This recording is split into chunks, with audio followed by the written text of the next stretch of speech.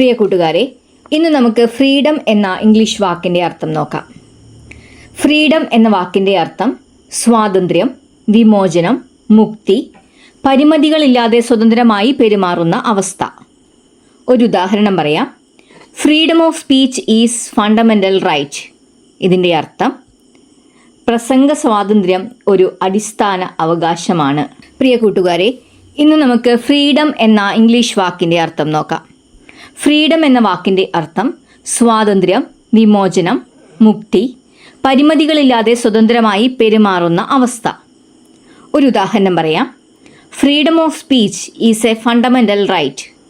ഇതിൻ്റെ അർത്ഥം സംസാരിക്കാനുള്ള സ്വാതന്ത്ര്യം ഒരു അടിസ്ഥാന അവകാശമാണ്. മറ്റൊരു ഉദാഹരണം പറയാം. ദേ ഫോട്ട് ഫോർ ദെയർ ഫ്രീഡം. ഇതിൻ്റെ അർത്ഥം അവർ തങ്ങളുടെ സ്വാതന്ത്ര്യത്തിനായി പൊരുതി. കൂട്ടുകാരെ, ഒരിക്കൽ കൂടി പറയാം. ഫ്രീഡം എന്ന വാക്കിൻ്റെ അർത്ഥം സ്വാതന്ത്ര്യം, വിമോചനം, മുക്തി, പരിമിതികളില്ലാതെ സ്വതന്ത്രമായി പെരുമാറുന്ന അവസ്ഥ.